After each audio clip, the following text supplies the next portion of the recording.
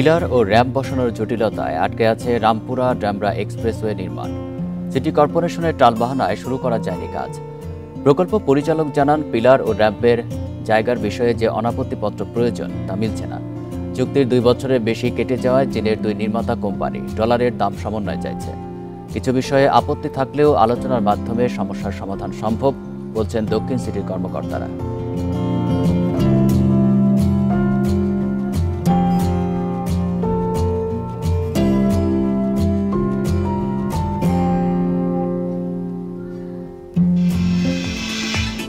এ নিয়ে প্রতিবেদন থাকছে সংবাদে। স্বাগত সকাল 9টার বিরতিহীন ইন্ডিপেন্ডেন্ট সংবাদে। আপনাদের সাথে আছি আমি আরিয়া এবং আমি জান্নাতুল ফিরদৌস সুবা। শুরুতেই জানিয়ে দিব প্রধান শিরোনামগুলো। গাজীপুরে 2 ট্রেনের সংঘর্ষের ঘটনায় 20 ঘণ্টা পরেও শেষ হয়নি উদ্ধার অভিযান। সিগন্যাল পয়েন্টে ভুলেই দুর্ঘটনা, বরখাস্ত 3।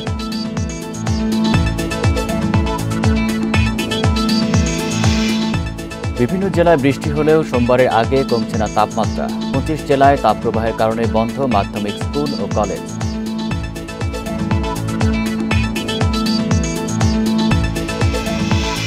তীব্র গরম উপেক্ষা করেই জমে উঠেছে উপজেলা নির্বাচনের প্রচার। টেকনাফে চেয়ারম্যান প্রার্থীকে লক্ষ্য করে সাবেক এমপি বদির গুলির অভিযোগ।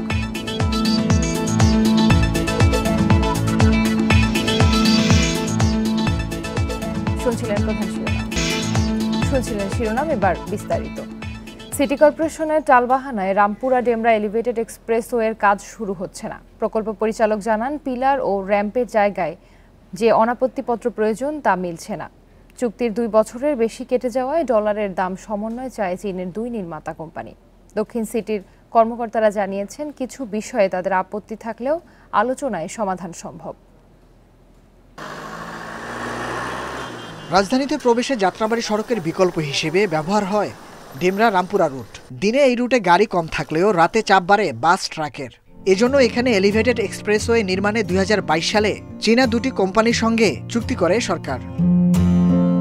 1.5 বছরের মধ্যে কাজ শুরু হওয়ার কথা থাকলেও কেটে গেছে 2 বছরের বেশি। দেরির কারণে ডলারের দাম সমন্বয় চায় চীনা নির্মাতা প্রতিষ্ঠান। এ নিয়ে চিঠিও দিয়েছে সড়ক ও জনপথ বিভাগকে। প্রকল্প পরিচালকের দাবি, এক্সপ্রেসওয়ের বাঁক এবং র্যাম্পের জায়গার জন্য 2 সিটি কর্পোরেশনের অনাপত্তিপত্র প্রয়োজন, যা নিয়ে চলছে টালবাহানা। এজন্য শুরু করা যাচ্ছে না মূল কাজ। এনওসি যেটা অনাপত্তি, বিভিন্ন সংস্থার অনাপত্তি, সেগুলি পাওয়ার চেষ্টা করছি। পাশাপাশি অধিগ্রহণও শেষ করার চেষ্টা করছি। যেই প্রকল্পটা পারমিশন দেওয়া হয়েছে, তো সেই প্রকল্প বাস্তবায়ন হবে। আর প্রকল্প বাস্তবায়ন না হইলে ফরেন ইনভেস্টররা একটা ব্যাড মেসেজও পাবে যে বাংলাদেশ ফরেন ইনভেস্টমেন্ট ফ্রেন্ডলি না।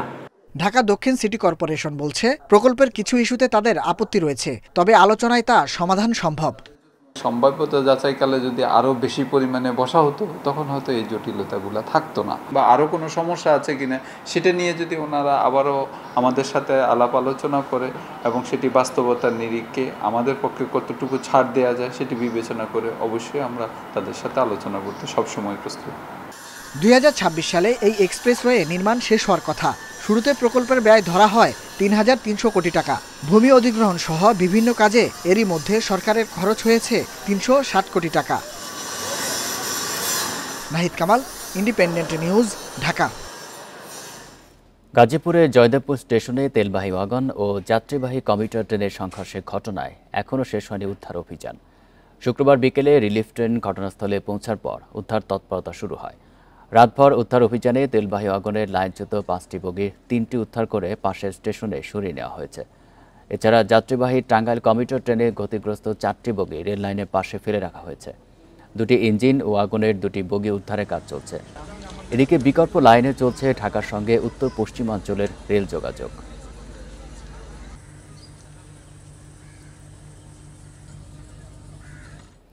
গাজীপুরে ট্রেন দুর্ঘটনার পর এখনও বিকল্প লাইনে চলছে ঢাকার সঙ্গে উত্তর পশ্চিমাঞ্চলের রেল যোগাযোগ। এ নিয়ে আরও জানাতে যোগ দিচ্ছেন সহকর্মী আবুল হাসান। ইঞ্জিন এবং বগি উদ্ধার করতে আর কত সময় লাগতে পারে, এই মুহূর্তের পরিস্থিতি জানাবেন।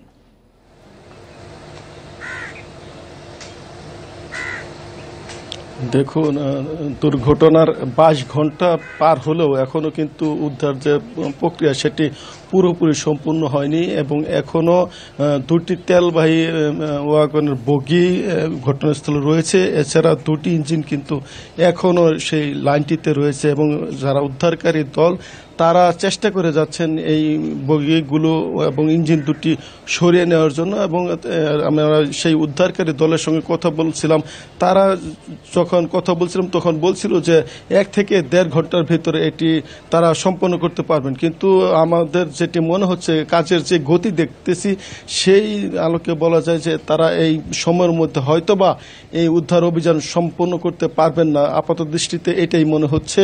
এবং যে বিকল্প রেল রুটটি রয়েছে সেই রুট দিয়ে কিন্তু নিয়মিতভাবে ট্রেন চলাচল করছে, বিশেষ করে উত্তর পশ্চিমাঞ্চল এবং বৃহত্তর ময়মনসিংহের সঙ্গে রেল যোগাযোগ চলছে। তবে স্টেশন মাস্টারের সঙ্গে আমরা কথা বলি, যেটি জেনেছি যে এই যে এখানে ডাবল লাইন রয়েছে সেই ডাবল লাইনের একটি অংশে যেহেতু রেল লাইন বন্ধ রয়েছে, সেই একটি অংশ বন্ধ থাকার কারণে অপর যে রেল লাইন আপ লাইনটি রয়েছে সেই আপ লাইন দিয়ে কিন্তু গাড়ি যেগুলো চলছে সেগুলো বিভিন্ন স্টেশনে অপেক্ষমান থেকে ক্রসিং দিয়ে তারপরে চলতে হচ্ছে। ফলে যেই সময় আসলে গন্তব্যে যাওয়ার কথা ট্রেনগুলোর সেই স্বাভাবিক গতিতে কিন্তু এই ট্রেনগুলো যেতে পারছে না, অনেকটা বিলম্বে এই ট্রেনগুলো ছাড়ছে বা এখান থেকে যাচ্ছে। এবং সেই কারণে ট্রেনের যে শিডিউল বিপর্যয় গতকাল ছিল সেই শিডিউল বিপর্যয় কিন্তু এখনো পুরোপুরি কাটেনি বলে আমরা জেনেছি। এবং সেই শিডিউল আসলে কখন নাগাদ এটি শেষ হবে সেটিও বলা মুশকিল হয়ে পড়েছে,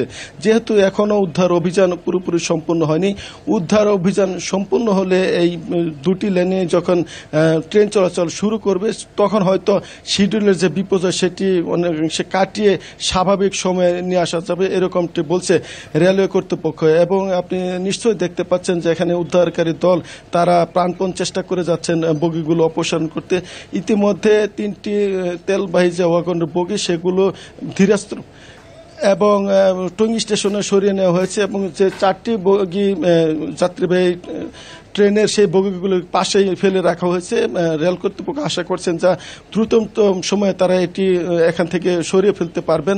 আপনাকে আরেকটি জিনিস বলে রাখি যে এখানে যে দুর্ঘটনাটি ঘটেছে সেই কারণ হিসেবে এখানে রেলওয়ে স্টেশন মাস্টার যেটি বলছেন যে এখানে আপ-ঘুন্টে স্টেশন মাস্টার গাফুলতির কারণে এখানে এই ঘটনাটি ঘটেছে। যেভাবে সিগন্যাল দেওয়ার কথা ছিল সেই সিগন্যাল পয়েন্টস ভুল দেওয়ার কারণে টাঙ্গাইল থেকে সেরে আসা ঢাকাগামী টাঙ্গাইলের কমিউটার ট্রেনটি এখানে এক লেনে চলে আসে এবং সেখানে যেই তেলবাহী ট্রেনটি ছিল সেই দারুণ ট্রেনের সাথে সংঘর্ষ হয় এবং এখানে 4 জন আহত হয়েছেন, যারা শহীদ তাজুদ্দিন আহমদ মেডিকেল কলেজ হাসপাতালে ভর্তি রয়েছে। এবং ইতিমধ্যে জেলা প্রশাসন এবং রেলওয়ে বিভাগের আলাদা তদন্ত কমিটি এই কারণ অনুসন্ধানে তারা কাজ করে যাচ্ছে বলে আমরা জানতে পেরেছি। এই ছিল এখানে উদ্ধার অভিযানের সর্বশেষ খবর। জয়দেবপুর থেকে জানাচ্ছেন সহকর্মী আবুল হাসান। অনিয়মিত কর্মীর ভুলে গাজীপুরে 2 ট্রেনের মুখোমুখি সংঘর্ষ হয়েছে।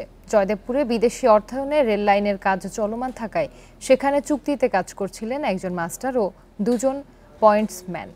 2 প্রান্তে 2টি ট্রেন আসার খবরে লাইনের পয়েন্ট মেলাতে গিয়ে ভুল করেন তারা। এতে টাঙ্গাইল কমিউটার ঢুকে পড়ে ভিন্ন লাইনে। চুক্তিভিত্তিক কাজ করা 3 জনকে বরখাস্ত করা হয়েছে। এই ঘটনায় 2 ট্রেন চালক সহ আহত 4 জন হাসপাতালে চিকিৎসাধীন রয়েছেন। টাঙ্গাইল কমিউটার ট্রেনটি জয়দেবপুর স্টেশনের আউটার সিগন্যালে পৌঁছায় শুক্রবার সকাল 10টা 50 মিনিটে। প্রায় একই সময়ে ঢাকা থেকে একটি তেলবাহী ট্রেন জয়দেবপুরে ঢোকে।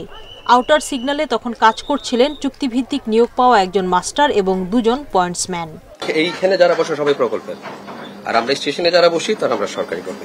রাস্তাটা যে রাস্তা বানানোর কথা অন্য রাস্তা বানাই দিচ্ছে, এই ভুলটা এই জায়গায় করছে হাশিম সাহেব, সাদ্দাম আর মুস্তাফিজ 3 জন। নির্দেশনা পেয়ে লাইনের পয়েন্ট পরিবর্তন করেন তারা, আর এখানেই ঘটে বিপত্তি। টাঙ্গাইল কমিউটার ট্রেন ঢুকে যায় অন্য লাইনে, এতেই ঘটে সংঘর্ষ। আহত হন 2 চালক সহ 4 জন। ঘটনার পরই পালিয়ে যান 2 পয়েন্টসম্যান। এইগুলা তো হচ্ছে এমনি মোটর পয়েন্ট, এগুলো হাত দিয়ে ঘুরে আপাতত নেই। এগুলো হচ্ছে ডিজিটাল হলে ইন্টারলক হলে হচ্ছে স্টেশন থেকেই বানায়, আর যেহেতু ইন্টারলক না কাজ চলতেছে এই জন্য মনে করেন হাত দিয়ে বানাইতে হয়। রেল কর্মকর্তারা বলছেন, মেকানিক্যাল ও সিগন্যালের ত্রুটি হলেই এমন দুর্ঘটনা ঘটে। গাজীপুরের ঘটনা তদন্ত করে দোষীদের বিরুদ্ধে ব্যবস্থা নেওয়া হবে। এখানে হলো আমাদের রেভিনিউ যারা আছে, রেভিনিউ লোকও আছে এবং প্রজেক্ট থেকেও কাজ করছে। যেহেতু নন ইন্টারলক, সেহেতু প্রত্যেকটা পয়েন্টে পয়েন্টে আমাদের লোক দেওয়া লাগছে। সেই জন্য দুই রেভিনিউ এবং প্রজেক্টে 2 শ্রেণীর লোক আছে। এই দুইটা হিউম্যান ফেলিউর অথবা টেকনিক্যাল কোনো বিষয়, এবং এটা আসলে তদন্ত কমিটি যারা 5 সদস্য আছে তারাই সঠিকভাবে বলতে পারবে যে অ্যাকচুয়ালি কি করছে। এই ঘটনায় বিভাগীয় সিগন্যাল প্রকৌশলীর নেতৃত্বে তদন্তে নেমেছে একটি কমিটি। 3 কার্যদিবসের মধ্যে তাদের রিপোর্ট দেওয়ার কথা রয়েছে। সুলতানা জাহান মিতু, ইন্ডিপেন্ডেন্ট নিউজ, ঢাকা। আজ থেকে ট্রেনের ভাড়া বাড়ছে। এছাড়া বাড়ছে কন্টেইনার পরিবহন ভাড়াও। 100 কিলোমিটারের বেশি দূরত্বে ট্রেনে ভ্রমণের জন্য টিকিট কিনতে হবে রেয়াদ সুবিধা ছাড়াই। 24 এপ্রিল থেকেই এটি শুরু হয়, কারণ ট্রেন ভ্রমণের 10 দিন আগে অগ্রিম টিকিট বিক্রি করে রেলওয়ে। এ নিয়ে আলোচনাতে চট্টগ্রাম থেকে যুক্ত হচ্ছেন সহকর্মী হাসান রিটন। রিটন, ট্রেনের ভাড়া বৃদ্ধির বিষয়ে বিস্তারিত জানাবেন, আর এ বিষয়ে যাত্রীদের প্রতিক্রিয়া কি, তারা কি বলছেন?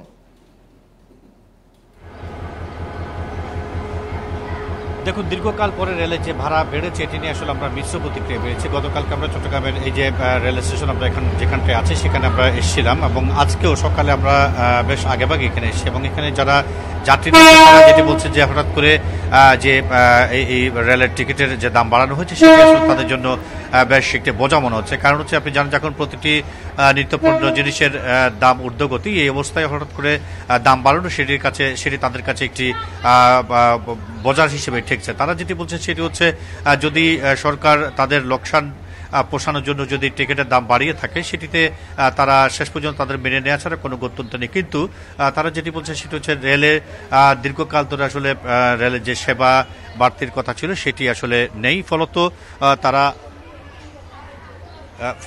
আসলে যে তারা বলছেন যে রেলের দাম বেড়েছে সেটি নিয়ে আসলে তাদের আক্ষেপ থাকলেও সেটি তারা আপাতত মেনে নিচ্ছেন। কিন্তু যে সেবা, অর্থাৎ ট্রেনের সিট পাওয়া থেকে শুরু করে সিটের আশপাশে যে ময়লা আবর্জনা থাকে সেগুলো, বাথরুম থেকে শুরু করে অন্যান্য যে সমস্ত জায়গাগুলো, অর্থাৎ মানুষের প্রতিনিয়ত যে সমস্ত ব্যবহার্য যে সমস্ত জিনিসগুলো ট্রেনে থাকে সেগুলো যথেচ্ছ অবস্থাগুলো সেগুলোকে পরিষ্কার না করে, অর্থাৎ রেলের যে সেবা পাওয়ার কথা সেটি শতভাগ পূর্ণ না করে ট্রেনের টিকিটের দাম বাড়ানো, সেটি আসলে কোনোভাবে তাদের কাছে গ্রহণযোগ্য বলে মনে হচ্ছে না। এটি নিয়ে আমরা আসলে স্টেশনের সঙ্গে যারা আছেন, রেল ম্যানেজার সহ অন্যান্য যারা আছেন তাদের সাথে কথা বলেছি। তারা যেটি বলছে সেটি হচ্ছে রেলের আসলে দীর্ঘদিন ধরে লোকসান আছে, সেই লোকসান পুষিয়ে নিতে তারা আসলে ট্রেনের টিকিটের দাম বাড়িয়েছেন। তবে সেবার মান যাতে শতভাগ নিশ্চিত করা যায় সেই বিষয়ে তারা কাজ করছেন। এটি নিয়ে তারা বলছেন যে তারা ঊর্ধ্বতন কর্তৃপক্ষের সঙ্গে প্রতিনিয়ত যোগাযোগ রাখছে। মানুষের যে অভাব অভিযোগ রয়েছে সেটি যাতে মেটানো যায় সেই বিষয়ে তারা প্রতিনিয়ত কাজ করছেন, এবং তারা মনে করছেন যে খুব দ্রুত সময়ের মধ্যে যাত্রীদের যে দীর্ঘদিনের যে অভিযোগগুলো রয়েছে সেগুলো মেটাতে তারা সক্ষম হবেন, এবং মানুষের যে হাহুতাশ রয়েছে সেটি তারা মেটাতে অনেকটাই সক্ষম হবেন। চট্টগ্রাম থেকে জানাচ্ছিলেন সহকর্মী হাসান রিটন। রাস্তা বড় করতে ব্যক্তি মালিকানার জমি নিচ্ছে ঢাকা উত্তর সিটি কর্পোরেশন, কিন্তু দেয়া হচ্ছে না কোনো ক্ষতিপূরণ। এমন ঘটনা ডিএনসিসির 40 নম্বর ওয়ার্ডে সাইদনগর এলাকায়। স্থানীয়দের অভিযোগ, জমি দিতে রাজি না হয় হুমকি দিচ্ছেন কাউন্সিলর। মেয়র বলছেন জনগণের সুবিধার জন্যই রাস্তা প্রশস্ত করা হচ্ছে। ঢাকা উত্তর সিটি কর্পোরেশনের 40 নম্বর ওয়ার্ডের সাইদনগর এলাকা। 12 ফুটের এই রাস্তা 20 ফুট করতে চাইছে কর্তৃপক্ষ, তবে জমি অধিগ্রহণ নিয়ে দেখা দিয়েছে জটিলতা। সিএসআরএস ম্যাপে এখানে কোনো রাস্তা না থাকলেও সিটি জরিপে 12 ফুট রাস্তার কথা বলা হয়েছে। স্থানীয়রা জানান 20 বছর ধরে ব্যক্তিগত জায়গা ছেড়েই তৈরি হয়েছে রাস্তা। তাদের অভিযোগ, এবার সেই রাস্তা আরও বড় করতে জমি ছাড়ার জন্য হুমকি দিচ্ছেন স্থানীয় কাউন্সিলর। আমাদের সম্পত্তি যদি ওনারা নিতে চায় নেক, কোনো সমস্যা নাই, কিন্তু এটা একটা সরকারি প্রসেসিং অনুযায়ী অধিগ্রহণে আসুক। সোসাইটির সভাপতি ইসাক সাহেব, তারপরে একতা মনির, তারা সবাই মিলে আমার বাড়ির সামনে ভাঙচুর করতে আসছে, হুমকি ধামকি দিতে আসছে। এক পর্যায়ে আমাকে থ্রেট করেও গেছে। আমার বড় ছেলের হুমকি দেয় ওরে মেরে ফেলবে, ঠিক আছে, এটাও কাউন্সিলর নিজের মুখে বলছে আমার সামনে। তবে হুমকির অভিযোগ অস্বীকার করে কাউন্সিলর বলছেন মাত্র কয়েকজনের বিরোধিতায় বাধাগ্রস্ত হচ্ছে উন্নয়ন। আমি হুমকি কিছু না, আমি যুক্তি দেখাইছি। রাস্তা যদি 10 জন এসে দেয়, আপনি একলা দেবেন না কেন? আপনি তো রাস্তা ব্যবহার করবেন। আমি যদি 2 ফুট দিই, 3 ফুট দিই, আপনি 1 ফুট কম দেন, তো রাস্তা ব্যবহার করেন। তা আমি জায়গা তো আপনি ব্যবহার করেন, এটা কি দুনিয়াতে হয়? উত্তর ঢাকার মেয়র বলছেন ২০-৩০ ফুট রাস্তার জন্য জমি কেনা সম্ভব নয়। জনগণের সুবিধার জন্যই অন্তত ২০ ফুট রাস্তা তৈরিতে সবার সহযোগিতা চান মেয়র। আমি জনগণকে অনুরোধ করব এগিয়ে আসার জন্য, কারণ ২০ ফিট রাস্তা যদি হয় এটা কিন্তু নগরবাসীর সুবিধা পাবে। এই ২০ ফিট রাস্তা দিয়ে মানুষ চলাচল করতে পারবে। আমি এটা বলতে চাই, আমরা কিন্তু কাউকে টাকা দিচ্ছি না। হ্যাঁ, যদি রোড ১০০ ফিট হয়, যখন ৭২ ফিট হয়, তখন আমরা অ্যাকুইজিশন করবো ইনশাল্লাহ। ২,৬২,লাখ টাকায় এই রাস্তার উন্নয়ন কাজ শুরু হয় গত বছরের নভেম্বরে। ৩০ মে নির্মাণ কাজ শেষ হওয়ার কথা থাকলেও তা নিয়ে দেখা দিয়েছে শঙ্কা। বন ইবনে কামাল, ইন্ডিপেন্ডেন্ট নিউজ, ঢাকা। চট্টগ্রাম ও সিলেটের বেশ কিছু স্থানে আজ বৃষ্টি হতে পারে। সেই সঙ্গে ঢাকা, রংপুর, ময়মনসিংহ, বরিশালের ২-১ জায়গায় বৃষ্টি হওয়ার পূর্বাভাস দিয়েছে আবহাওয়া অধিদপ্তর। এসব এলাকার কোথাও কোথাও বিক্ষিপ্তভাবে শিলাবৃষ্টিও হতে পারে বলে জানিয়েছে তারা। আবহাওয়া অফিস বলছে, বৃষ্টি হলেও দিনের তাপমাত্রা শুক্রবারের চেয়ে বাড়তে পারে। দেশের পশ্চিমাঞ্চল ও মধ্যাঞ্চলে তাপপ্রবাহ অব্যাহত থাকবে, তবে সোমবার দেশের বিভিন্ন জায়গায় বৃষ্টির সম্ভাবনা রয়েছে বলে জানাচ্ছে আবহাওয়া অধিদপ্তর। তখন তাপমাত্রা সহনীয় পর্যায়ে আসতে পারে বলেও জানিয়েছে তারা। এ মাসে অতি তীব্র তাপপ্রবাহের আশঙ্কা নেই।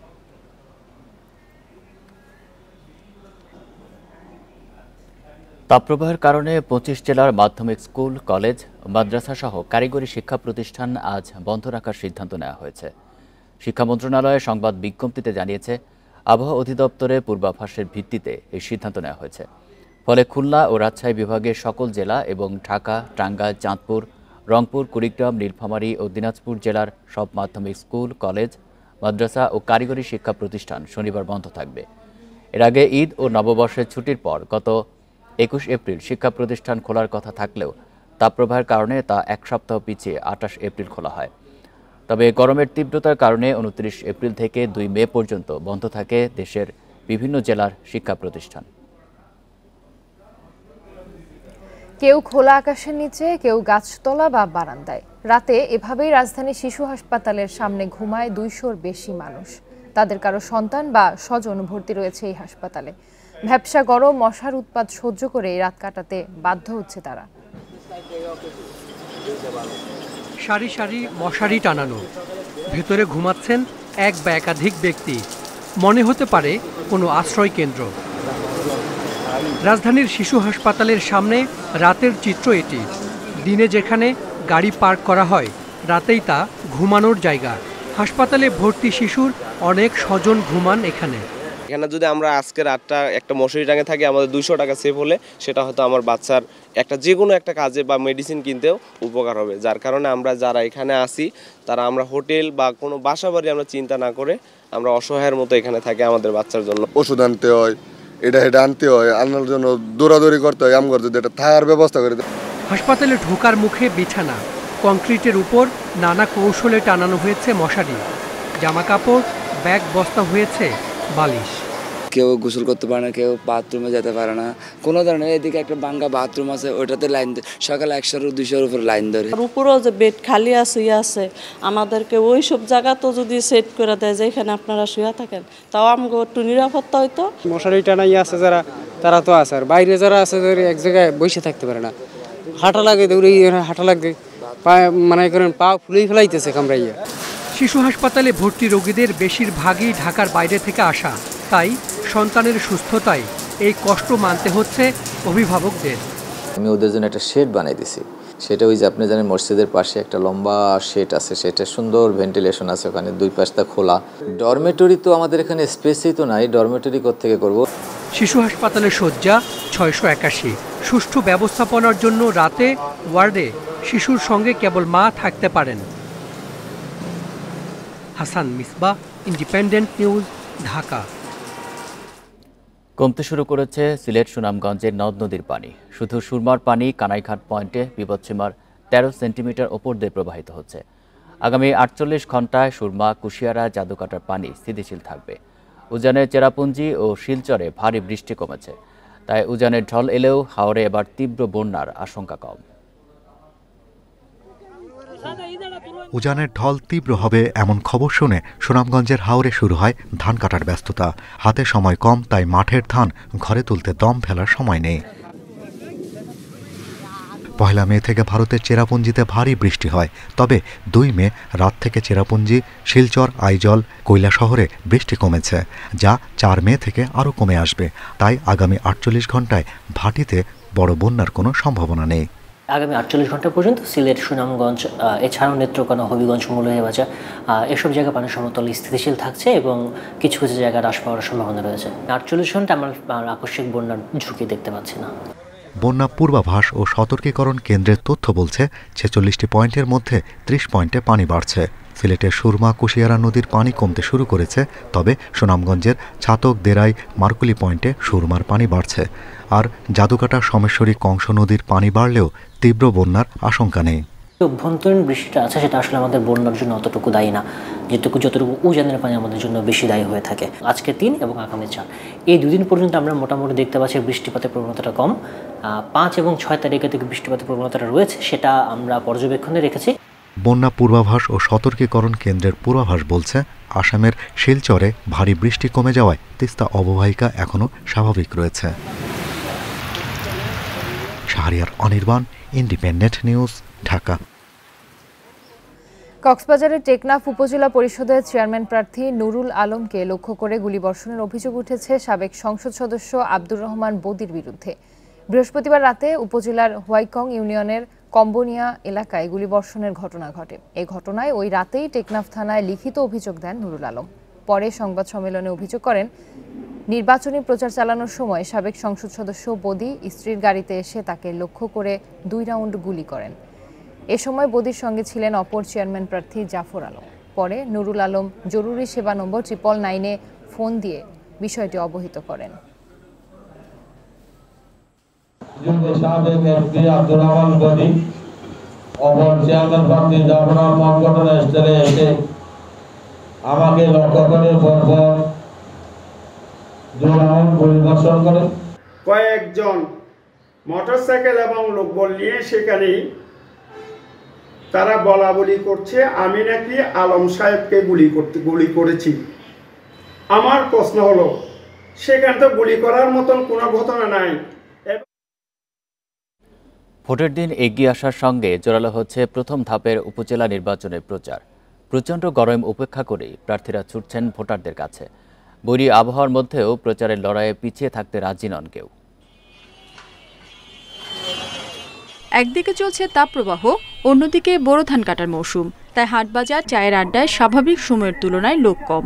এর প্রভাব পড়েছে উপজেলা নির্বাচনের প্রচারে, কিন্তু বসে নেই গোপালগঞ্জে 3 উপজেলার প্রার্থীরা। গোপালগঞ্জ সদর, টুঙ্গিপাড়া ও কোটালীপাড়া উপজেলায় প্রার্থীরা সমর্থকদের সঙ্গে নিয়ে বাড়ি বাড়ি ঘুরছেন ভোটার আশায়। গোপালগঞ্জ সদর উপজেলার ভিতরে কোনো যদি বেকার যুবকদের জন্য কোনো প্রকার সরকারি কলকারখানা, বেসরকারি কলকারখানা, বিভিন্ন সফটওয়্যার কোম্পানি যদি আমরা চেষ্টা করতে পারি, আমরা আশা করি সফল হব।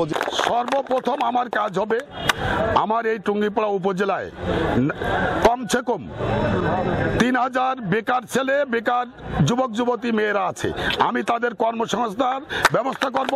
টুঙ্গিপাড়ার আপামর জনসাধারণকে সাথে নিয়ে আমার পরিকল্পনা অনুযায়ী মাননীয় প্রধানমন্ত্রীকে জানাবো এবং মাননীয় প্রধানমন্ত্রীর মাধ্যমে আমি টুঙ্গিপাড়াকে একটি স্মার্ট টুঙ্গিপাড়া এবং অসাম্প্রদায়িক টুঙ্গিপাড়া হিসেবে গড়ে তুলব।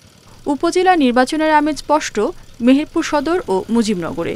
সড়কে নজর কাটছে প্রার্থীদের পোস্টার, মোড়ে মোড়ে তৈরি করা হয়েছে নির্বাচনী ক্যাম্প। এসব ক্যাম্প ঘিরেই চলছে প্রচারের ব্যস্ততা। গরিব দুঃখী মানুষের মনের কথা বুঝবে, ভাষা বুঝবে, তাদের আমরা দেব ভোট। রোদ গরম মাথায় নিয়ে ভোটের আশায় পাড়া মহল্লায় প্রচার চালাচ্ছেন হবিগঞ্জের বানিয়াচং ও আজমিরিগঞ্জ উপজেলার প্রার্থীরা। উন্নয়নের পরিকল্পনা এবং কুশল বিনিময়ে ভোটারদের মন জয় করার চেষ্টায় কমতি রাখছে না কেউ। প্রার্থীরা যখন ব্যস্ত প্রচারে, তখন ভোটের পরিবেশ নিশ্চিত করা নিয়েই চিন্তা নির্বাচন কর্মকর্তাদের। এখন পর্যন্ত প্রচারণার মধ্যে কোনো ধরনের অনিয়ম আমাদের কাছে পরিলক্ষিত হয়নি। ভবিষ্যতে বা সামনে যদি কোনো আচরণবিধি কেউ লঙ্ঘন করে, তাহলে আমরা আইনানুগ ব্যবস্থা গ্রহণ করব। বানিয়াচং ও আজমিরিগঞ্জে চেয়ারম্যান প্রার্থী 9 জন, এছাড়া ভাইস চেয়ারম্যান পদে 15 ও মহিলা ভাইস চেয়ারম্যান পদে লড়ছেন 6 জন। রেশমি নন্দী, ইন্ডিপেন্ডেন্ট নিউজ। চাঁদপুরে জেলেদের চাল বিতরণে অনিয়মকে কেন্দ্র করে 2 পক্ষের সংঘর্ষে 6 পুলিশ সদস্য সহ 10 জন আহত হয়েছেন। এদের মধ্যে চাঁদপুর মডেল থানার উপপরিদর্শক মুকবুল হোসেনকে উন্নত চিকিৎসার জন্য ঢাকায় পাঠানো হয়েছে। শুক্রবার রাতে সদর উপজেলার লক্ষ্মীপুর মডেল ইউনিয়ন কার্যালয়ের সামনে এ ঘটনা ঘটে। পুলিশ জানায়, বিকেলে জেলেদের চাল বিতরণের সময় নিবন্ধিত জেলেরা চাল না পেয়ে ক্ষিপ্ত হয়ে চেয়ারম্যান সেলিম খানকে ঘিরে রাখে। এ সময় চেয়ারম্যান সমর্থক ও জেলেদের মধ্যে সংঘর্ষ ঘটে। খবর পেয়ে পুলিশ ঘটনাস্থলে গিয়ে ২৬ রাউন্ড গুলি ছুড়ে পরিস্থিতি নিয়ন্ত্রণে আনে। এ সময় ৬ পুলিশ সদস্য সহ আহত হন ১০ জন।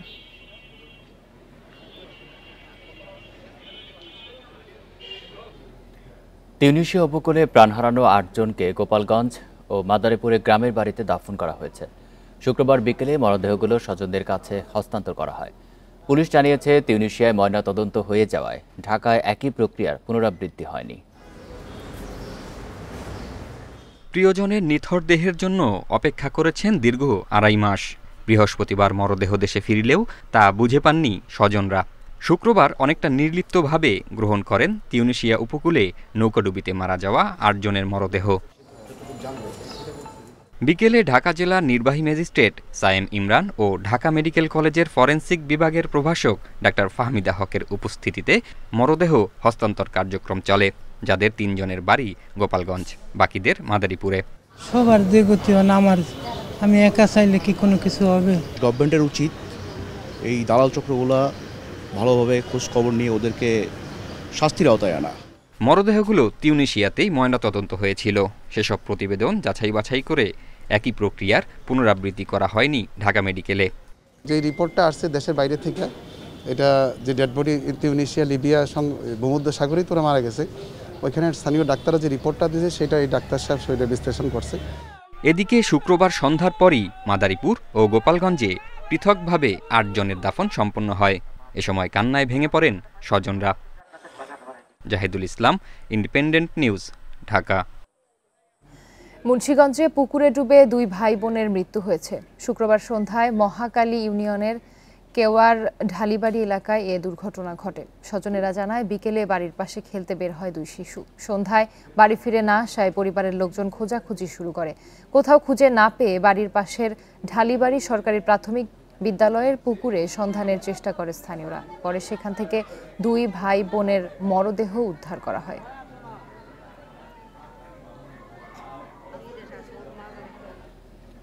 উগ্রবাদ, ধর্মান্ধতায় মদতদাতাদের ষড়যন্ত্রের তীব্র প্রতিবাদ জানিয়েছেন লালন শাহের আদর্শে উজ্জীবিত বাউল শিল্পীরা। শুক্রবার সন্ধ্যায় শাহবাগে জাতীয় জাদুঘরের সামনে লালনের গানের আসরে এই প্রতিবাদ জানান তারা। নিপীড়নের বিরুদ্ধে শাহবাগ নামে একটি সাংস্কৃতিক সংগঠন এই আয়োজন করে। এ সময় লালন শাহের সুর ও বাণী কণ্ঠে নিয়ে মানবতার জয়গান করেন শিল্পীরা। জানান, শাহজির গান নিয়ে সম্প্রতি সামাজিক যোগাযোগ মাধ্যমে চলা অপপ্রচার এবং পুলিশের হয়রানি ও গ্রেপ্তারের প্রতিবাদেই এমন আয়োজন। সংস্কৃতি চর্চার ওপর ধর্মীয় সন্ত্রাস ঠেকাতে সবার প্রতি আহ্বান জানান তারা। বাঙালি চেতনায় যারা বিশ্বাস করি, যারা বাঙালি সংস্কৃতির প্রতি আস্থা রাখি, তারা আমরা সেই জায়গায় দাঁড়িয়ে এখনো প্রতিবাদ জানাচ্ছি, যে প্রতিবাদের প্রেক্ষাপটে আজকে নিপীড়নের বিরুদ্ধে শাহবাগের লালনের গানে গানে আয়োজন।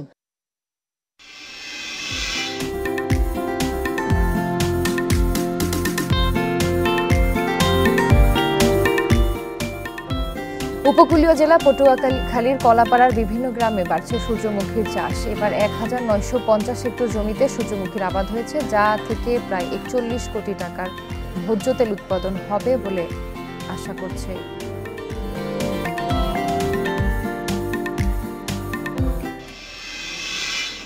বৃষ্টি ও পাহাড়ি ঢলের কারণে খাগড়াছড়ি সাজেক সড়কের জামতলী বেইলি সেতুর খুঁটি সরে যাওয়া এবং সেতু ভেঙে পড়ার শঙ্কায় ভারী যান চলাচল বন্ধ করে দিয়েছে সড়ক ও জনপথ অধিদপ্তর। ঝুঁকিপূর্ণ সেতু পরিদর্শন শেষে এই ঘোষণা দেয় সওজ কর্তৃপক্ষ। এই ঘোষণার পর খাগড়াছড়ির দীঘিনালা ও রাঙামাটি লংগুদু ও বাঘাইছড়ির সাথে সারা দেশের যাত্রীবাহী বাস ও পণ্যবাহী ট্রাক চলাচল বন্ধ রয়েছে। এতে আটকা পড়েছে বহু যানবাহন। তবে সাজেকে পর্যটকবাহী যান চলাচল স্বাভাবিক রয়েছে। সেতুটি মেরামত শেষ হতে 2 দিন সময় লাগতে পারে বলে জানিয়েছে সড়ক ও জনপথ বিভাগের তত্ত্বাবধায়ক প্রকৌশলী মোফাজ্জল হায়দার।